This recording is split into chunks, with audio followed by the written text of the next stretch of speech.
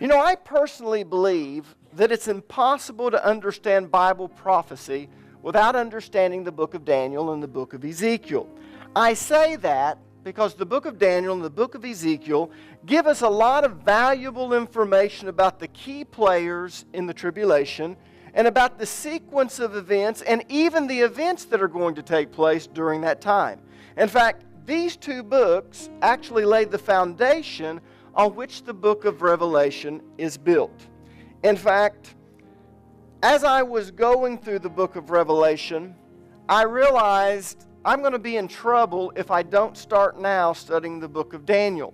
And so I was actually studying the book of Daniel and the book of Ezekiel and the book of Revelation at the same time while I was preparing for this series. That's how important these books are. And I'll give you some examples to illustrate what I'm talking about. Because of Daniel, we know that the first horseman of the apocalypse is the Antichrist.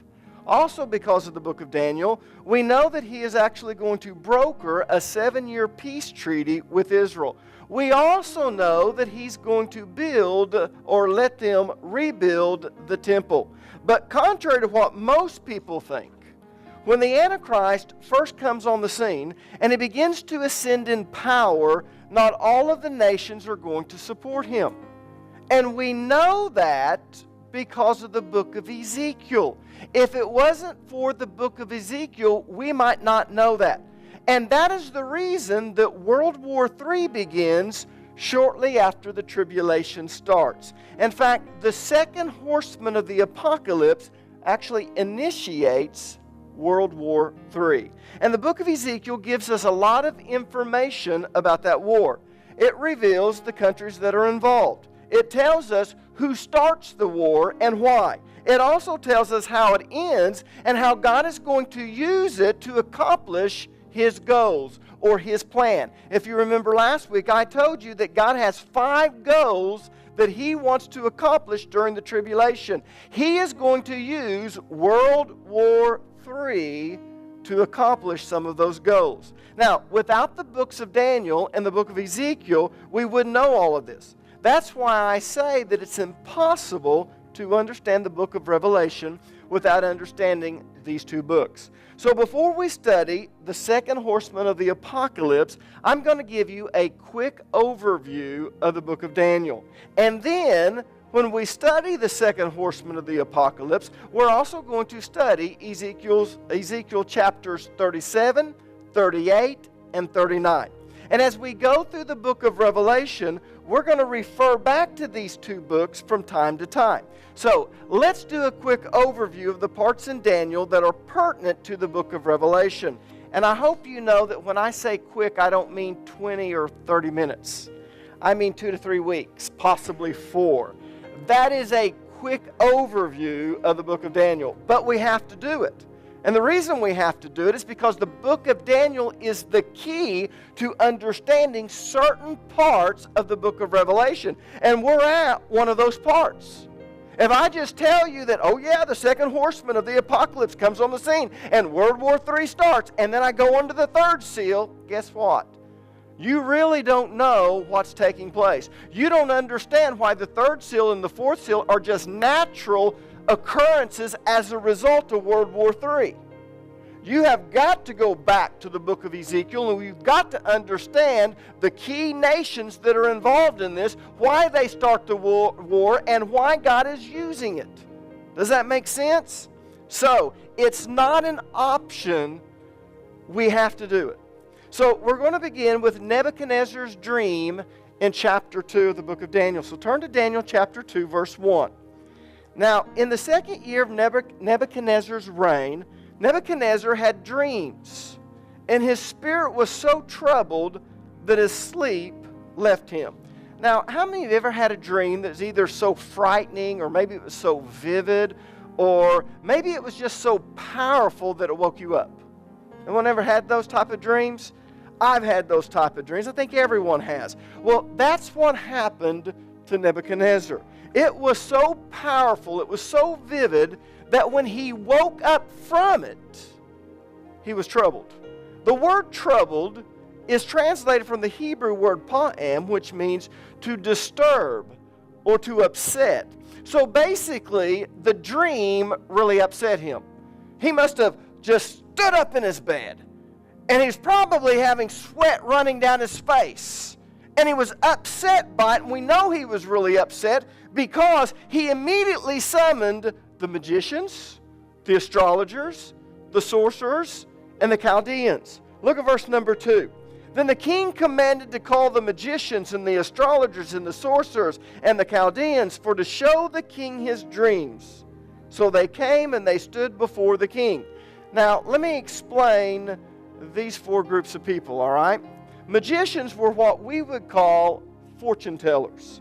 They claimed to have the ability to tell the future. It could be with cards, it could be with animals' bones, but you would come to them and they would be able to tell your future, what's going to take place. Astrologers also claimed to be able to foretell future events, but they did it by studying the stars. Sorcerers claimed to be able to communicate with the dead. They also practiced what we call magic. In other words, they used potions and they would cast spells. They were what you thought of when you thought of Merlin back in King Arthur's day, right? A sorcerer. And last but not least, you had the Chaldeans. Now, the Chaldeans are interesting. Chaldeans were what we would call scientists. They studied the sciences. But they were also philosophers. In other words, they loved wisdom, so they studied philosophy. And if the king wanted to know what was the wise thing to do, he would summon the Chaldeans. He didn't care about the magicians. He didn't care about the sorcerers or the astrologers unless he thought there was something in the future that he should know. So what he would do is he would call the Chaldeans in, the wise men, and he would say, I've got a dilemma, or I've got a problem. And he would lay it out for them, and then they would come up with wise things for him to do. And then he would check it with what the stars said. And he would check it with the magicians. Could they foretell what would happen? Well, of course, these three groups are listening to the wise men. And they're trying to make it vague enough that they can please the king, but if it doesn't turn out like the king expects it to, they still won't be in trouble. Does that make sense? And so that's these four groups of people. Now, or groups of people. Daniel, Hananiah, Mishael, and Azariah were a part of this group. Now, probably the majority of you are not familiar with those names, are you? But you are familiar with the Babylonian names that were given to them. Hananiah, Mishael, and Azariah were also known as Shadrach, Meshach, and here in the South we say Abednego, but it's actually Abednego, all right? Now, after the king summoned these four groups to his chambers, he told them that he had a dream, but he couldn't remember it. Now, that's one view. Most scholars believe that he couldn't remember it, but you know, it really doesn't say that. If you read through it, one of two things happened. Either he couldn't remember it, or he purposely didn't want to tell them because it was so important. He knew that these people were all the time trying to blow smoke at him. Does that make sense? So we're going to look at it like he couldn't remember. So he wanted them to tell him what he had dreamed, and he wanted them to tell him what the interpretation of it was. And if they couldn't do that, he said, I will kill you, and I will turn your houses into rubble. And when he said houses into rubble, he meant, I'm going to wipe out your family, I'm going to take all your possessions, and to send a message to everyone, we're going to destroy your house, so when everyone walks by that, they're going to know what happened and why. He could do that. Look at Daniel chapter 2, verses 2 through 6. He called in his magicians, enchanters, sorcerers, and astrologers, and he demanded that they tell him what he had dreamed. As they stood before the king, he said, I have had a dream that deeply troubles me, and I must know what it means. Then the astrologers answered the king in Aramaic, Long live the king! Tell us the dream, and we will tell you what it means. But the king said to the astrologers, Now I'm serious about this. If you don't tell me what my dream was, and you don't tell me what it means, you will be torn limb from limb, and your houses will be turned into heaps of rubble. But if you tell me what I dreamed and what the dream means, I will give you many wonderful gifts and honors. Just tell me the dream and what it means." Now, without being disrespectful, what did they do? Well, they told Nebuchadnezzar, "You're crazy. No one can do that. No man can tell anyone what they've dreamed. We just don't have the ability to do that. Only God can do that." So they tried to reason with Nebuchadnezzar.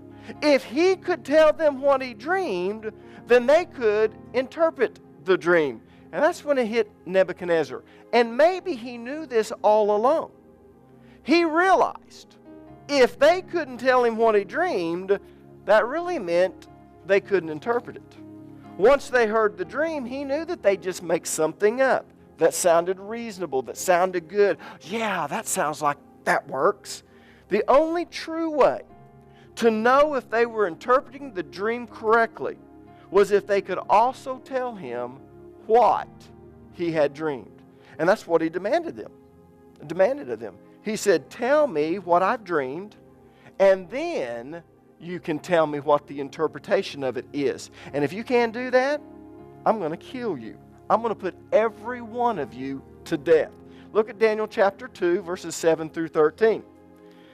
They said again, "Please, your majesty, tell us the dream, and we will tell you what it means." The king replied, "I know what you're doing. You're stalling for time, because you know I'm serious when I say, if you don't tell me the dream, you're doomed. So you have conspired to tell me lies, hoping I'm going to change my mind. But tell me the dream, and then I'll know for sure that you can tell me what it means." The astrologers replied to the king, "No one on earth can tell the king his dream, and no king, however great and powerful, has ever asked such a thing of any of his magicians, enchanters, or astrologers." Now they're trying to play on that. No king has ever done this before, and it's not right for you to demand this or to expect this. The king's demand is impossible. No one except the gods can tell you your dream, and they do not live here among people. The king was furious when he heard this, and he ordered that all the wise men of Babylon be executed. And because of the king's decree, men were sent to find and kill Daniel and his friends. Now that's very important for you to see that. Daniel must not have been with them, because verse 13 tells us that they had to send men to find Daniel and his friends. Now I believe personally that there's a reason that Daniel wasn't with them. Had Daniel been with them, I know what he would have done. He would have told the king, "Just wait for a minute and let me go pray. And I'm sure God's going to tell me," because he had a relationship with God, "what you dreamed, and I'll be able to tell you what you dreamed, and I'll be able to interpret that." And then what would have happened is all the other groups would have been off the hook. Or the other groups could have claimed, "Well, I could have done that, but since Daniel stepped forward and he beat me to it, I'll let him do it." But you know, I truly believe that God wanted to make sure that everyone admitted they couldn't do it before Daniel stepped forward. So Daniel went to the king and he told him that if he gave him just a little bit of time and allowed him to pray, he'd not only tell him the dream, he'd tell him the interpretation of it. Look at Daniel chapter 2, verse 16. Daniel went at once to see the king and requested more time to tell the king what the dream meant. That's really interesting, because this has to do with the book of Revelation. You're going to find that out in the next 2 to 3 weeks. So Daniel, Shadrach, Meshach, and Abednego had an all-night prayer meeting. You might call it a do-or-die meeting. Look at Daniel chapter 2, verses 17 and 18. Then Daniel returned to his house and explained the matter to his friends, Hananiah, Shadrach, Mishael, Meshach, and Azariah, Abednego. He urged them to plead for mercy from God of heaven concerning this mystery, so that he and his friends might not be executed with the rest of the wise men of Babylon. Now, sometime during the night, sometime while they were praying, Daniel had a vision of Nebuchadnezzar's dream. He actually saw what Nebuchadnezzar dreamed. Look at verse number 19. It says, "Then was the secret revealed unto Daniel in a night vision." Now, this doesn't mean in a dream. It is a vision. It is an open-eyed trance, but it happened at night. Literally, he was able to see what Nebuchadnezzar had dreamed. Then Daniel blessed the God of heaven. And I want you to notice that last little part of that verse. Daniel didn't rush off to the king immediately. After he received the vision, what did he do? He started worshiping God. And you'll find that in verses 20 through 23, but because we want to move on, we're not going to look at that. And then, only after he continued to worship God, didn't matter how dire the situation was, didn't matter that his neck was on the line, God gave him the answer, God deserved the worship. So he began to worship God. And when he finished his worship time, then and only then did he go off to see the king. Look at verse 26 through 30. The king said to Daniel, also known as Belteshazzar, "Is this true? Can you tell me what my dream was and what it means?" Now notice he says, "Is this true?" Why did he say that? Because when the captain of the guard came in, you know what he said? "I have found someone who can interpret the dream." You know, everyone wants to take credit. Have you ever noticed that? He wanted the king to know, "You're really upset. That bothered me, king. I love you. You know I love you like a brother. So I've been looking for someone who can do that. And I found someone who can do that." So, of course, when Daniel comes in, that's why Nebuchadnezzar says, "Is this true? Can you tell me what my dream was and what it means?" Daniel replied, "There are no wise men, enchanters, magicians, or fortune tellers who can reveal the king's secret. But there is a God in heaven. And this God in heaven reveals secrets. And he has shown King Nebuchadnezzar what will happen in the future.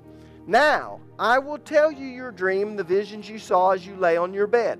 While your majesty was sleeping, you dreamed about coming events. He who reveals secrets has shown you what is going to happen. And it is not because I am wiser than anyone else that I know the secrets of your dream, but because God wants you to understand what was in your heart." Now, I want you to notice what Daniel tells Nebuchadnezzar. He told him, "You dreamed about coming events." And he told him that God was showing him through this dream what will happen in the future. That's why this is important to the book of Revelation. What Daniel is going to reveal, the interpretation of this dream has a bearing on the book of Revelation. There are certain things we know. We know that there's going to be 10 federated kingdoms that's going to rise up out of the revived Roman Empire. How do we know that? The book of Daniel. We know that the Antichrist will come from one of those 10 kingdoms. How do we know that? The book of Daniel. We know that a peace treaty is going to take place. How do we know that? The book of Daniel. You see, all the way back then, around 600 BC, God revealed the events that were going to happen. But God did something else, which I love. He also revealed other events that has no bearing on that. And he laid out in detail what would happen. And the reason he did that is so that we can look back and say, "Oh my gosh, it happened just the way God said it would." And now when we look to the future of what has yet to come to pass, we can know with certainty it will come to pass, because when we look back in history, what God prophesied, what God said would come to pass, did to the letter. Does that make sense? Now, that's very, very important that you realize that God was telling Nebuchadnezzar what was going to happen in the future. Now, about 90% of what was in the dream has already happened. It happened over the next 900 years from about 600 BC to about 364 AD. And it happened just like Daniel said it would happen. As I said, perfectly, to a T. You can look back and you go, oh my gosh, I can't believe that. That's why so many liberal scholars actually reject the book of Daniel. Do you know why they reject the book of Daniel? Because when they study history, they say, hey, that's not possible. No man could predict the future so accurately and with so many details unless someone actually did it after all the events took place, and then he only claimed that another person way back in time predicted it. And that's why you see these liberal scholars saying, well, Daniel didn't write that, it was someone, blah, blah, blah. But there's no proof of that. In fact, we can go back and we can find proof that no, the person who penned this was Daniel, and who lived at the time of Nebuchadnezzar. And he died before any of these events that he prophesied, with the exception of one, and he only got to see it come to fruition. But all the rest of the events, he died before they ever happened. But he prophesied them because God had revealed the future to him. Now, as I said, 90% of what Daniel said would happen has already occurred. But 10% of what he said would happen hasn't happened yet. It has yet to be fulfilled. Now, guess when it's going to be fulfilled? In the tribulation. The part that has yet to be fulfilled will be fulfilled during the tribulation. And it's amazing how John's revelation ties right into Daniel's revelation. In fact, Daniel actually supplies information that makes the book of Revelation understandable. In other words, if we did not have the book of Daniel, we wouldn't understand a lot of the things that John wrote in the book of Revelation. But because of the book of Daniel, it all makes sense. It all fits together. And now as we begin to look at all of these events that's going to take place, and we go back to the book of Daniel, we go, oh man, that's the missing key. Oh, that's the part that he was talking about. Oh, can you believe this? John prophesies the very same thing, but he sees it differently. It's a different vision, but it has the very same meaning. How cool! That's the way it is. It's kind of like the key the book of Daniel is in the book of Ezekiel. It's the key that unlocks the book of Revelation. Now, let's look at Nebuchadnezzar's dream and the interpretation of the dream. And you need to understand, as we study this, there's only a small portion of it that really applies to Revelation of this dream. All right? We're going to see that Daniel had other visions. But we also need to study those so we understand that if God said this is going to happen, and it did, how much more confident can we be that what he's saying in Revelation is going to take place? All right? So let's look at Nebuchadnezzar's dream, and then we'll look at the interpretation. Look at verses 31 through 35. Here Daniel is telling him what he dreamed. In your vision, Your Majesty, you saw standing before you a huge, shining statue of a man. It was a frightening sight. The head of the statue was made of fine gold. Now, the reason it was frightening is because it was a huge statue of a man. It wasn't a little bitty statue. This thing was huge. And it says the head of the statue was made of fine gold. Its chest and arms were silver. Its belly and thighs. Now that's really not a good translation. Really what it's saying is its belly, and it goes around and says its buttocks. All right?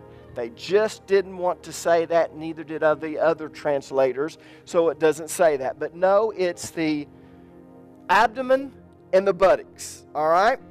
Its belly and thighs or buttocks were bronze. Its legs were iron, and its feet were a combination of iron and baked clay. As you watched, a rock was cut from a mountain, but not by human hands. Who do you think could be the rock? What's the name of our church? Who's the cornerstone? All right, a rock is cut out of a mountain. All right, just kind of giving you a little tidbit. It struck the feet of iron and clay, smashing them to bits. The whole statue was crushed into small pieces of iron, clay, bronze, silver, and gold. Then the wind blew them away without a trace. You couldn't find a piece of it. Wow. Like chaff on a threshing floor. But the rock that knocked the statue down became a great mountain. Now notice this, that covered the whole earth. Now that's the dream that Nebuchadnezzar had, and this is a picture of what he saw. We're going to put it up here. It's on the back of your study sheet. This is a picture. Now I'm not saying it looked just like this. The person who drew this, Clarence Larkin, basically what he did is he went back and he looked at some of the things that they had back then and what kings looked like and things that they wore in different empires. But this is probably something like that. And if you notice, the head is what? It's gold. Now we come in and we see the chest and the arms are silver. Then we see that the abdomen, and we can't see it, but it goes around to the back, is brass. And then we see the legs are iron, and then we get to the feet and the toes. And it's a different substance too. It's made up of a part of the iron. It's made of baked clay and iron for the feet and toes. Now, let's look at the interpretation. Verses 36 through 38. That was the dream. Now, we will tell the king what it means. Now, like he said, we will tell the king. Who's we? Well, God is using Daniel. He wants him to understand it's not I, it's not me, I'm not the big cheese here. You need to understand, we will tell you what it means, but the only reason it's we is because God is the one who has revealed this. So even though I'm speaking, I want you to understand it's God. So now we will tell the king what it means. Your Majesty, you are the greatest of kings, and he's not just flattering him. Not only did he conquer so much, and some of the other empires conquered just as much, but none of them were as wealthy. And the things that we find out as we study that empire, it was unbelievable. All right? He says, you are the greatest of kings. The God of heaven has given you sovereignty, power, strength, and honor. He has made you the ruler over all the inhabited world and has put even the wild animals and birds under your control. You're the head of gold. Now, I want you to notice that Nebuchadnezzar and his kingdom is represented by the head of gold. So the Babylonian Empire, his kingdom, is the head. But here's what's kind of interesting. If the others were making up an interpretation for the dream, if one of the sorcerers had, or the astrologers, or the magicians, I'm sure that the interpretation would have been all about Nebuchadnezzar, and there wouldn't have been anything bad about him. You didn't want to tick the king off. But you know, Daniel's going to tell him the truth. And he wants him to know that your kingdom is not going to remain. Your kingdom is going to go down. And another kingdom is going to take your place. It's going to be replaced. Look at verses 39 through 45. But after your kingdom comes to an end, because it will, King Nebuchadnezzar, another kingdom inferior to yours will rise to take your place. Now, how do we know it's inferior? When we go back to that, if you notice, the chest and the arms are made out of what substance? Silver. Silver's not as valuable as gold. All right? So, inferior to yours will rise to your place. After that kingdom has fallen, yet a third kingdom, represented by bronze, will rise to rule the world. Now, each time the substance changes, it represents a new kingdom. I want you to notice that as we go through this. Following that kingdom, there will be a fourth one as strong as iron. That kingdom will smash and crush all previous empires, just as iron smashes and crushes everything it strikes. The feet and toes you saw were a combination of iron and baked clay. Now remember, every time we change substances, a new kingdom comes. Now we're changing substances, but we're actually adding something, and there's a piece of the old, which tells us that this kingdom is actually going to disappear, but it's going to be revived. All right? I want you to see that. Now this is showing that this kingdom will be divided like iron mixed with clay. It will have some of the strength of iron, but while some parts of it will be as strong as iron, other parts will be as weak as clay. This mixture of iron and clay also shows that these kingdoms will try to strengthen themselves by forming alliances with each other through intermarriage. But they will not hold together, just as iron and clay do not mix. During the reigns of those kings, what kings? There's 10 toes, 5 toes on each foot. Those toes represent who? Kings. So he says, during the reigns of those kings, the 10 toes, the God of heaven will set up a kingdom that will never be destroyed or conquered. This tells us when these kings will reign. When are these kings going to reign? It tells us. During the time of the reigns, God is going to set up His kingdom on earth. Now, when is God's kingdom going to be set up on earth? At the end of the tribulation. You're right. That 1,000-year millennial period. It's going to cover the entire earth. That rock's going to come up. It's going to smash every kingdom, all kingdoms. There's not going to be a trace of any man's kingdom, because the kingdom of God's going to come in, and it's going to grow so much it's going to cover the entire earth. But the kingdom of God is going to set up the kingdom that will never be destroyed or conquered. But He tells us when. During the reigns of those kings. So He's going to come at the end of the tribulation, but it's during the reign of those kings. So when are those kings going to reign? They're going to reign during the tribulation. What does that tell us? That the fourth kingdom, which we now know is gone, is going to be revived. It's going to come up. And that kingdom is going to consist of 10 smaller kingdoms. They're going to be a federation of kingdoms. And they're going to rise up, which we're going to find out in just a minute, out of the Roman Empire. That's why you hear all of these prophecy teachers when they're teaching on it. You just never knew why. He talked about the 10 federated kings of the revived Roman Empire is going to bring the Antichrist in or onto the scene. And you hear all that, but you don't know why. Daniel tells us. Let's go further. It will crush. Now what's it? God's kingdom. It will crush all these kingdoms into nothingness, and it will stand forever. That is the meaning of the rock cut from the mountain, though not by human hands, that crushed to pieces the statue of iron, bronze, clay, silver, and gold. The great God was showing the king what will happen in the future. The dream is true. And I'm here to tell you, Nebuchadnezzar, its meaning is certain. And the reason he filled us in on the other 3 kingdoms that really have nothing to do with what we're talking about is because he wanted us to know, as we looked back through history, that what God said would come to pass came to pass exactly the way He said it would. You remember when we were teaching on the 70 weeks? And God predicted to the very day when Jesus Christ would come in Jerusalem as the Messiah, Palm Sunday. To the very day it was there. And He also said He would be cut off. But not for His own sins, but for us. He was. Everything that he prophesied came to pass to the very day.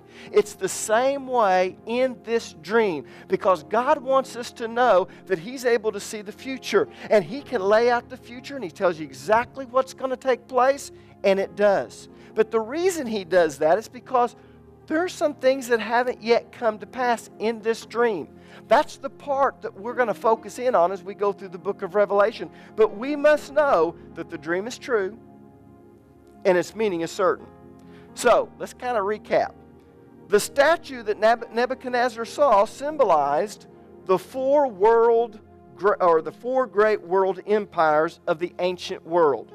from the time of Babylon until the time of Christ and a little bit after. Now, the reason all the other empires that have come since the Roman Empire aren't put here is because they have nothing to do with Israel. They have nothing to do with the time of the Gentiles, which Daniel is concerned about. Does that make sense? So we're not going to hear about the British Empire. We're only going to hear about the other, or the revived Roman Empire, because that has to do with us and that has to do with Israel. And we need to know that. Now, the last empire, as we're going to see, will also disappeared, but it's going to rise again, as I've already said, as a 10-nation federation, and it's going to rise again shortly before the tribulation and in that tribulation. Does that make sense? And the Antichrist will come out of this 10-nation federation. Now, in verse number 38, Daniel told Nebuchadnezzar that his empire was the golden head of the statue. But he didn't tell Nebuchadnezzar who the other empires were. Did you notice that? Why? Because Nebuchadnezzar could care less. He only wanted to know what the dream meant in relationship to him. He knew it had something to do with him. And once he heard the dream and once he saw what was taking place, he understood something. Hey, my kingdom's going to disappear, but not in my lifetime. Okay, I'm no longer upset. Good job, Daniel. And guess what he does? He promotes Daniel. And the reason he promotes him is because here's a man that can tell me what it really means. And I know, because I didn't tell him what the dream was, he told me what the dream was. And I remembered, yes, that's exactly what I did dream. And he didn't spare anything. He didn't try to suck up to me. No, he told me exactly what's going to happen. But he didn't care about the other kingdoms. He just wanted to know about him. And that's why the other kingdoms are not told. But we do know who the other empires are, and not just because of history. And we also know what order they would come, and he gave us details about them. And the reason we know that is because Daniel had other visions. And in those visions, he gave more details. In the vision of the ram and the he-goat, how many of you ever heard of the vision of the ram and the he-goat? 1, 2, 3. How many never heard of the vision of the ram and he-goat? How many never read the book of Daniel? It's hard to understand. I understand that. But as I begin to break it down, you're going to find out it's very easy. It's really not that difficult. It's really not that hard to understand. But in the vision of the ram and the he-goat in Daniel chapter 8, we're going to find out who the next two kingdoms are. Now, we don't have time to study that vision tonight. We're going to do that next Wednesday night. But I am going to jump ahead. How many of you like to cheat every once in a while? When you're reading a book, you just turn to the end just to make sure it turns out right? Anyone ever do that? Because you don't really want to read the book and find out that was a crappy ending, right? Just kind of depresses me and makes me feel bad. I want something that's going to end good, right? Well, you know, we're going to go through it, but I'm going to kind of jump ahead, and I'm going to at least tell you who the other kingdoms are and in what order they appeared. And then as we go through the vision of the ram and the he-goat and we see some of the other visions, you're going to go, oh my gosh, how did Daniel do that? He didn't. God did. God just told him what was going to take place. So let me do that. After the Babylonian Empire, you had the Medo-Persian Empire. The Medes and the Persians actually formed an alliance, but the Persians were the stronger of the two.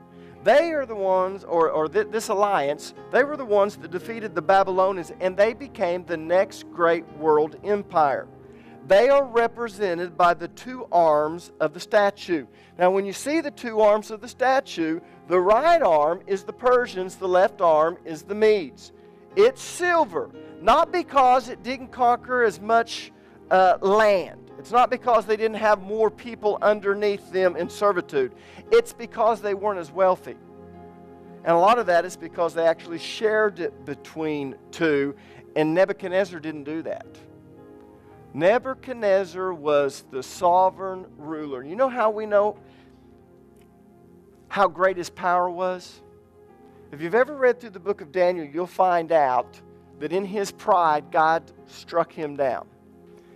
And he literally went insane for 7 years. Did you know that? And he ran around thinking that he was an ox.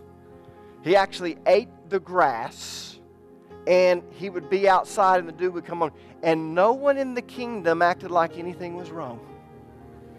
That's how powerful he was. And because he did things like this in the dream, where he would test, see, I really believe that he did remember the dream. That was just a test. They were probably going, he's testing us again. The moment we try to remove him, he's going to pop up and go, gotcha, and we're going to be killed. So people just kind of acted like nothing was strange, nothing was wrong, and he ran around like a beast for 7 years. Did you know that? And immediately, just as God predicted, he came out of it.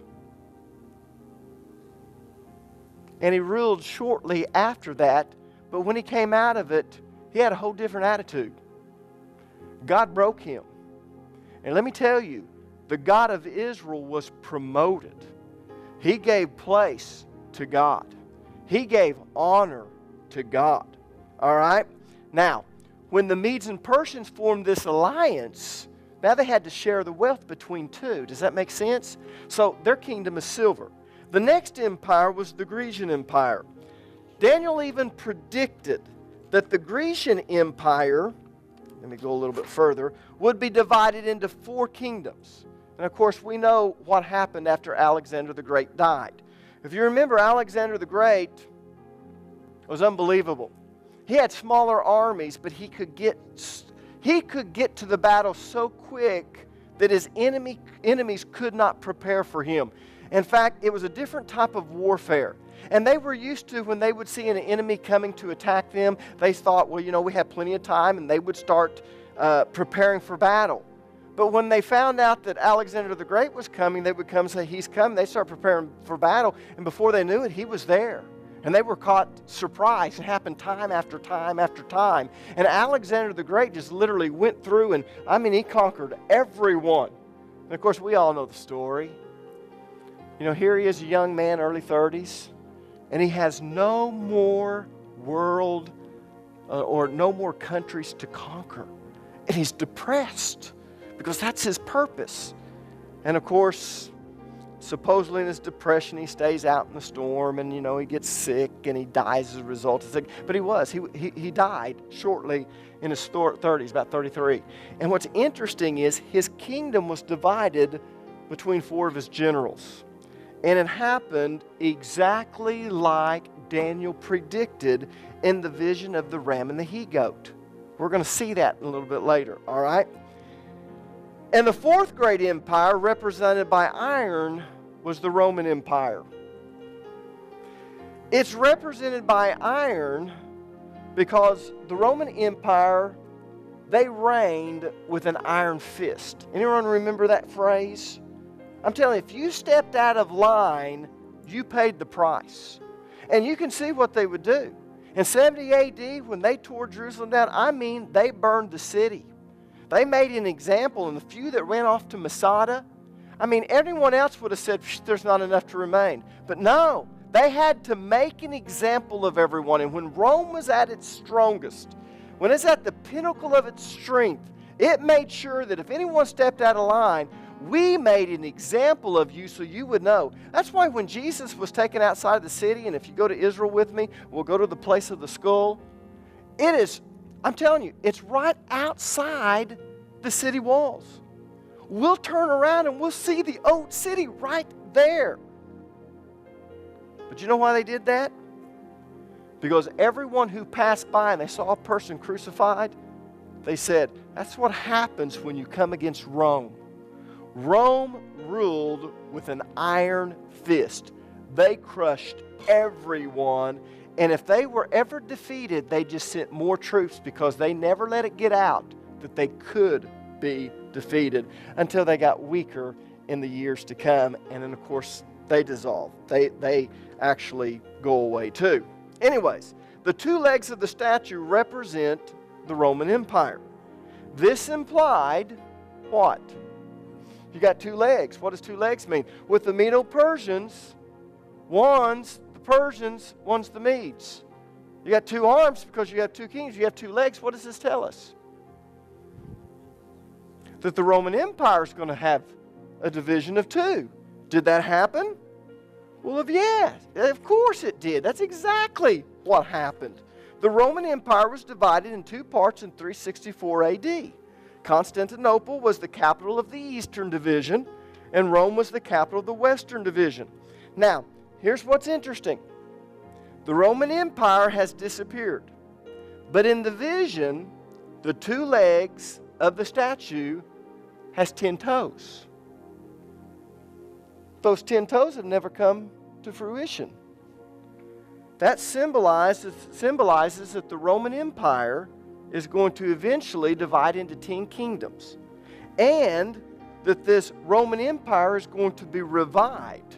And it's going to consist of these 10 federated kingdoms. And from this future empire, what do we know because of the book of Daniel? The kingdom, if you remember, when we were teaching on the 70 weeks, and it said that this Antichrist is going to do the peace treaty, and then what is he going to do? In the middle of it, yes, he's going to back out of it. He's going to say, I'm God. He's going to want to be. But here's what's interesting. It tells you the people that he's going to come from. It says, and the people who do the, he comes from the people who do the thing that he predicted in the 70 weeks. That the temple's going to be destroyed. You remember it said the temple's going to be destroyed? The temple was destroyed in 70 AD by the Romans. So what does that tell us? It tells us that the Antichrist is going to come up out of the Roman Empire. He's going to come out of the 10 toes that's in this statue. Does that make sense? All right. And of course, Daniel tells us he's going to make a peace treaty with Israel. He's going to allow them to rebuild the temple. And that's the first seal. But here's what most people don't realize. When the Antichrist first comes on the scene, not every nation's going to back him. And most of you have been taught that, haven't you? There's going to be some nations that's going to challenge him. There's going to be some nations that's going to form an alliance, and Russia is going to head it. His leader is referred to as Gog. The country that he leads is who? Magog. Right? And he's going to form an alliance, and we're going to look at all of the nations that he forms an alliance with. And guess what? They are going to attack Israel. They're not going to attack the Antichrist. They're going to attack Israel. Why? Because it's at the very beginning of the tribulation. It is now the second seal when the nuclear war takes place. Does that make sense?